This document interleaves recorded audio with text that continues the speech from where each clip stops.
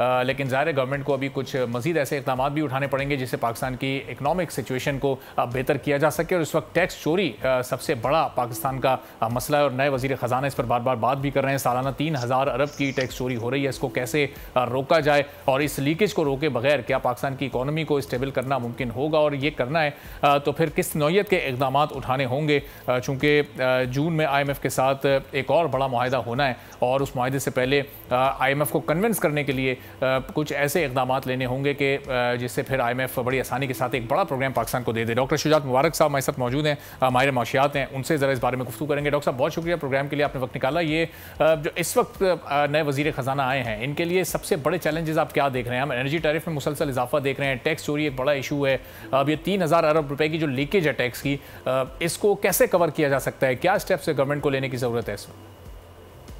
Thank you very much जी। बिल्कुल, इस वक्त जो वज़ीर ख़जाना साहब को दो चैलेंजेस हैं। एक इसको हम इकोनॉमिक्स की लैंग्वेज में कहते हैं ट्विन डेफिसिट।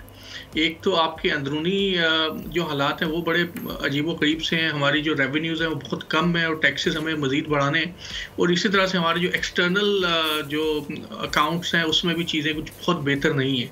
लेकिन टैक्स के हवाले से मैं बात करूँगा, माजी में भी बहुत ज़्यादा इस बारे में चीज़ें डिस्कस की गई हैं लेकिन कुछ नहीं किया गया। नंबर 1 ये कि टैक्स के प्रोसेस को डिजिटलाइज किया जाए।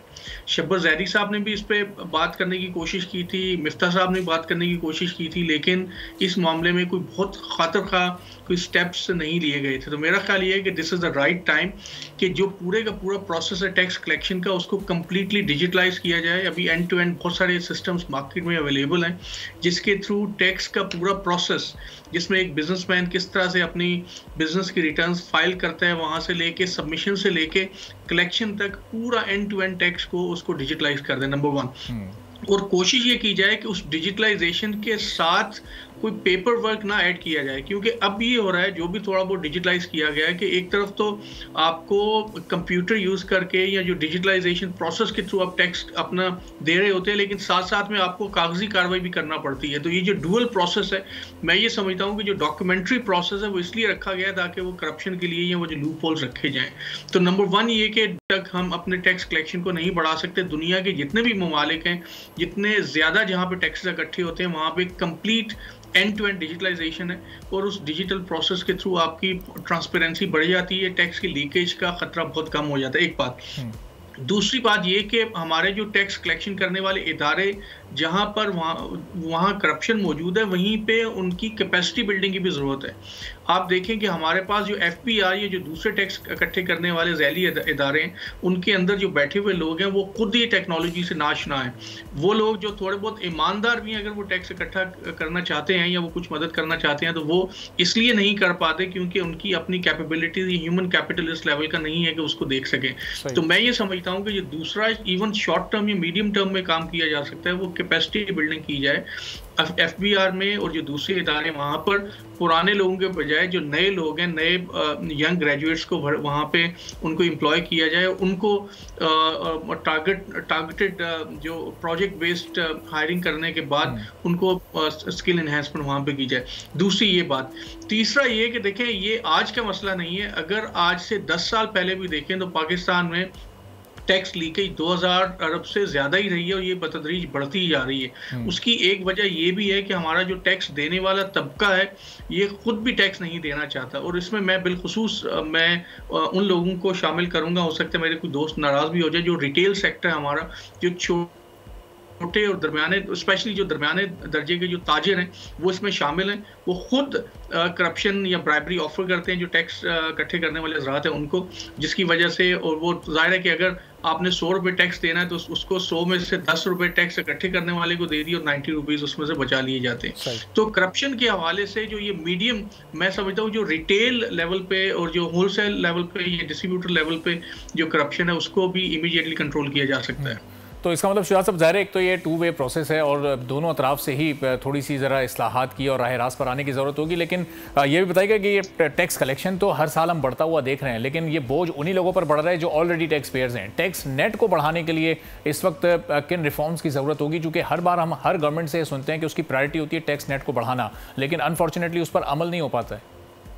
देखें, अगर आप टैक्स के ब्रेकअप को देखें तो आपको हैरत होगी कि टैक्स दो सोर्सेज से बढ़ रहा होता है। एक तो आपकी जो इंपोर्ट के ऊपर जो आप कस्टम ड्यूटीज या जो इस तरह की जो टैक्सेस पे करते हैं वहां से, और दूसरा जो आप आमदनी वाले तबके से जो कि सैलरीड क्लास है उनके ऊपर आप टैक्स लगाते हैं और वो बढ़ाते जाते हैं, वहां से टैक्स बढ़ रहा होता है। अगर आप पिछले 10 सालों का या 15 सालों के टैक्स ब्रेकअप को देखें तो वो टैक्स जो कि इन दोनों क्लासेस के या इन दोनों कैटेगरीज के अलावा उसमें कोई खातर का इजाफा नहीं हुआ।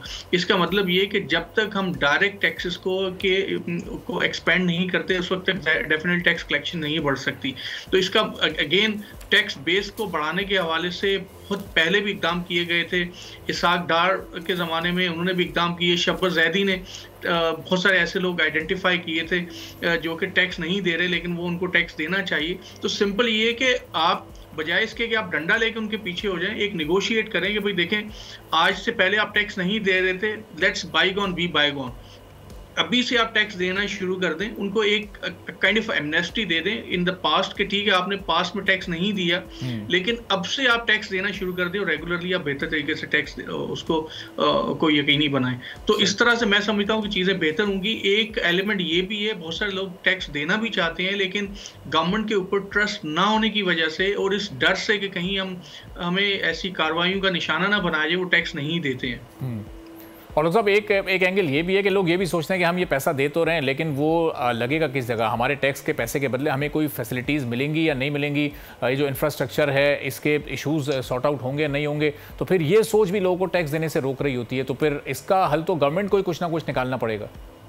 देखिए, इसमें ये कि एक तो ये बहुत अरसे से बहुत सारे मईशतदान ये कह रहे हैं कि जो लोग टैक्स देते हैं उनको किसी तरह की कुछ ना कुछ एक्नॉलेजमेंट होनी चाहिए कि चाहे आप अगर जो हायर टैक्स पेयर्स हैं आप उनको कुछ प्रायोरिटीज डिफरेंट जगहों पे गवर्नमेंट इंस्टीट्यूशंस में किसी न किसी तरीके से उनको एक्नॉलेज किया जाए ताकि वो उनको पता चले कि हाँ जो हम टैक्स दे रहे हैं उसका हमें फ़ायदा हो रहा है। एक बात।